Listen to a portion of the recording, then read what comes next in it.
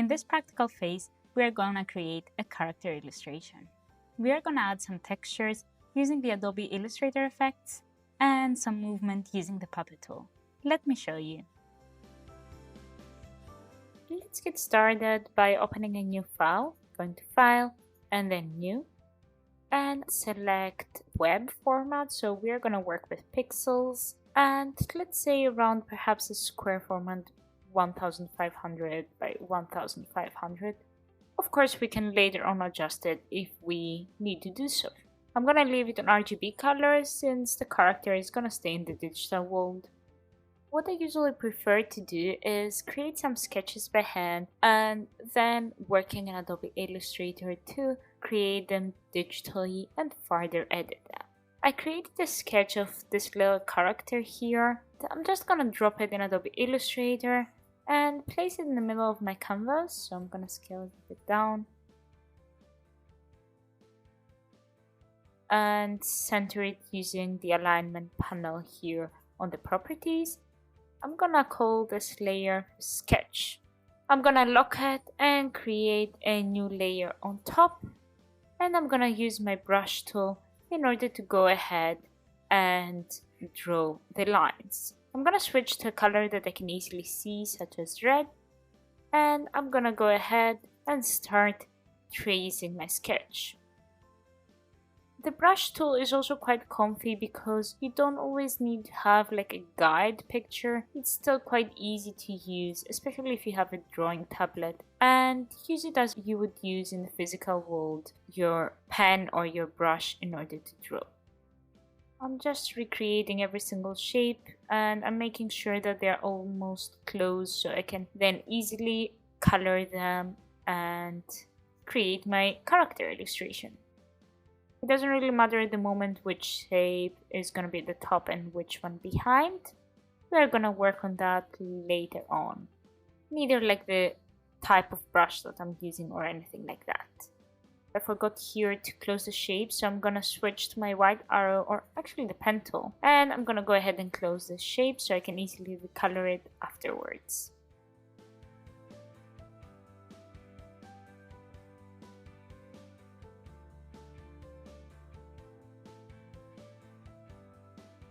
I just find sometimes more handy the brush tool whenever especially it comes to cartoon illustration or a bit more sketchy ones that you want them to be imperfect. So if I want like perfect geometry, I'm using the pen tool.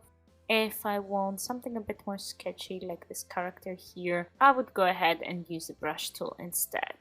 Or even a combination, so some of the shapes with the pen tool, some of them with the brush tool.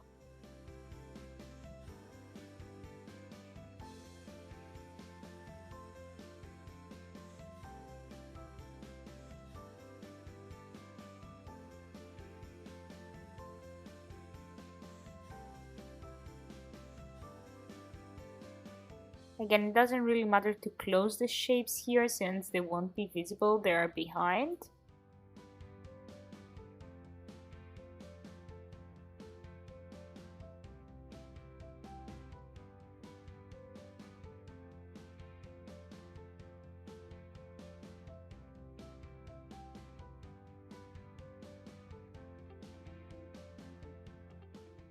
I'm always quite keen in order to have the lines perfect, which is quite hard to achieve with your brush tool. But of course later on we can go ahead and edit them so they perfectly touch one another and so on.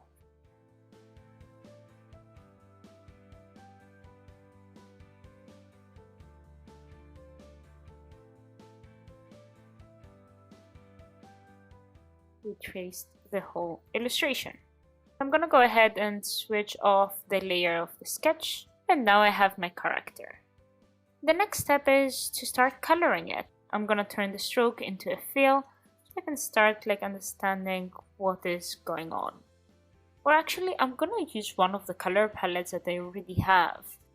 As I mentioned before, it's good to keep on your swatches that you actually like. So create your own little library which you can access from the bottom here. So if you click on the three little box, user defined, and you can access your libraries. I'm gonna go with the green red. I color palette that I created earlier on.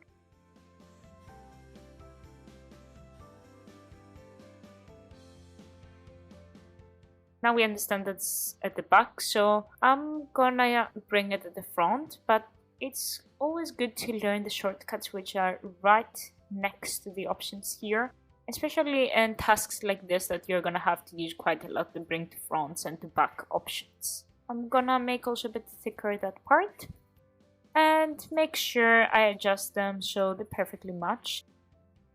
And I'm gonna group also those two elements so I can easily grab them again if I need to later on.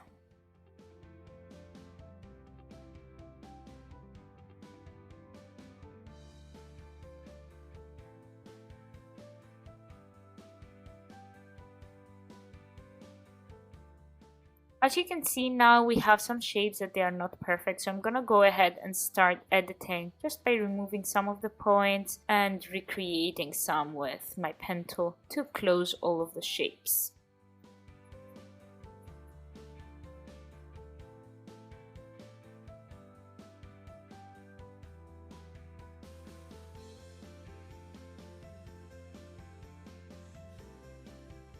Using the white arrow and my pen tool, I can go ahead and adjust all these imperfections here.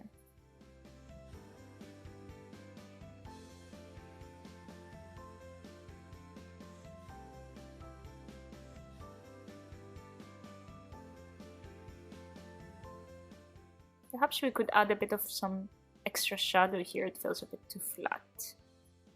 So I'm gonna create another kind of shape, something like this, which I'm gonna color the same with this darker.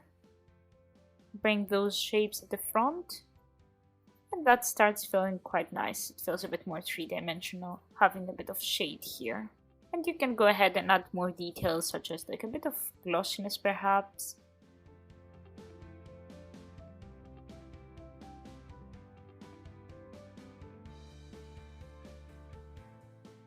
So I'm gonna go ahead and group those three objects so we can have the hat that we can move by itself.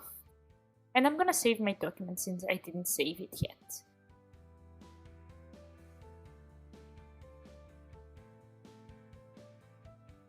Let's start with the face, which I'm gonna go with the lightest. I'm sending to back again. Now I'm gonna go with a bit of a darker tone for the ears, something like this. I'm using the eyedropper tool so I can quickly select the color of another object without having to go every time to my swatches panel.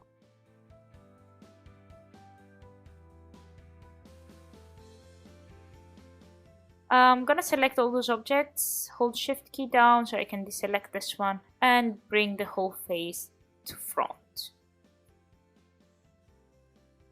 And now I can go ahead and adjust like details, such as this ear here was a bit too harsh. It needs to be a bit more curvy, would say. Or here the mouth, that feels good.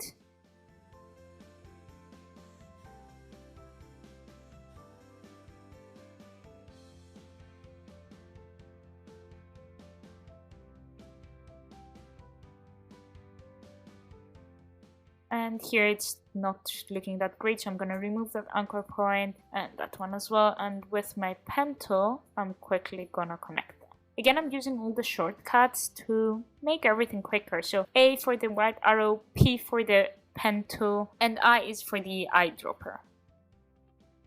Oh, we forgot here the nose of the pig. So I'm gonna remove again that point and I'm gonna recreate it so I can nicely connect it.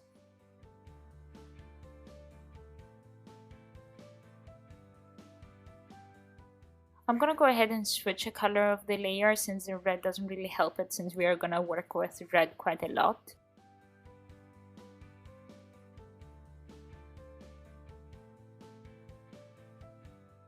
Great, then let's make them a bit more equal.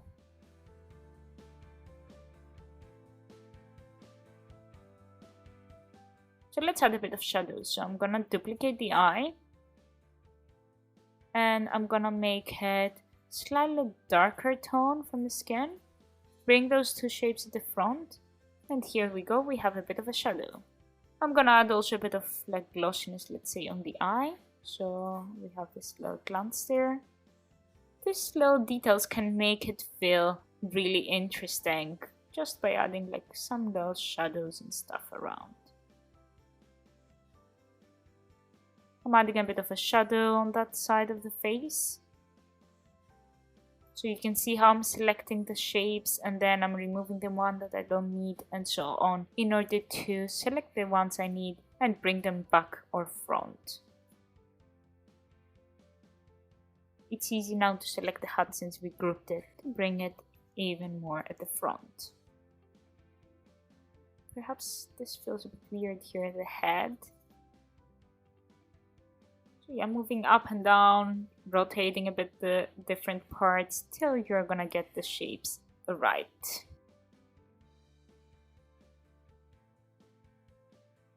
Let's add another shape here that we are gonna color the same with that shape. It doesn't really matter that I didn't close here the shape since it's closing like straight away the solid color there, so it doesn't cause any issues. Okay, so we got also the shadow from the hat. I'm gonna group the eye so I can easily select it, move it a bit down. Perhaps this is a bit too thick, so I'm gonna go with 1.5 points, something in the middle. So let's move further down.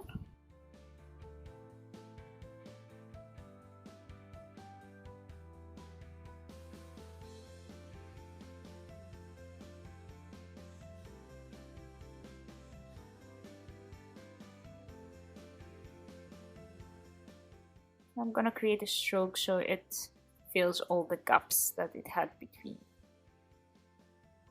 That feels quite good.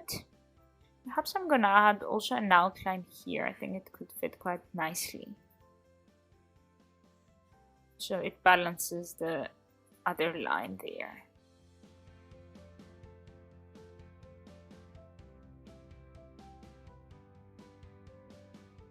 I'm just moving now the edges a bit so I can make sure that the line doesn't go over the edge of the other one.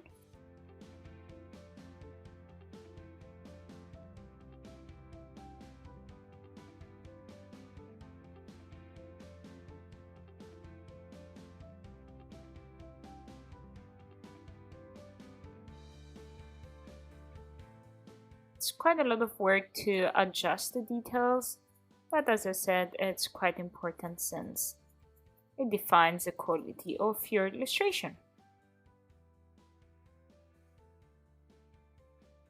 So I'm gonna redefine a bit the shape as well and bring it a bit more up in the same direction with the shirt there.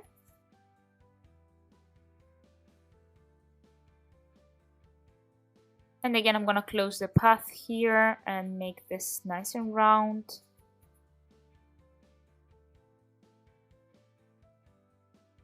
Let's carry on with the shirt here on the hands.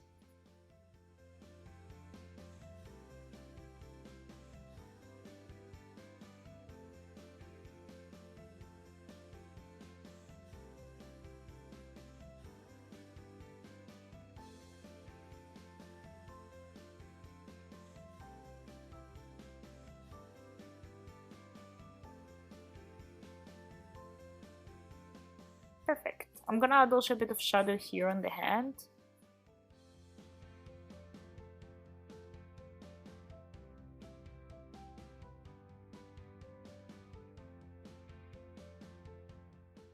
As you see, I have a bit of a struggle to perfectly align it, and that's because the snap to pixel is enabled. If I'm gonna remove that, then it's gonna snap nicely.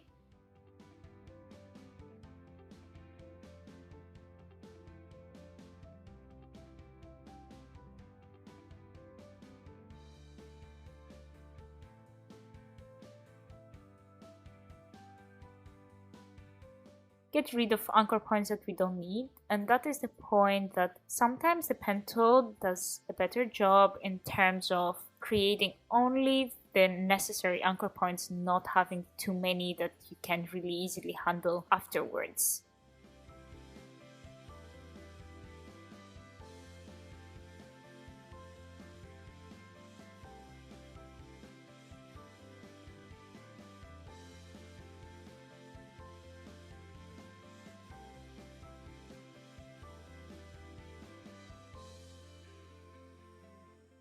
So we are getting there. It's getting quite interesting, isn't it?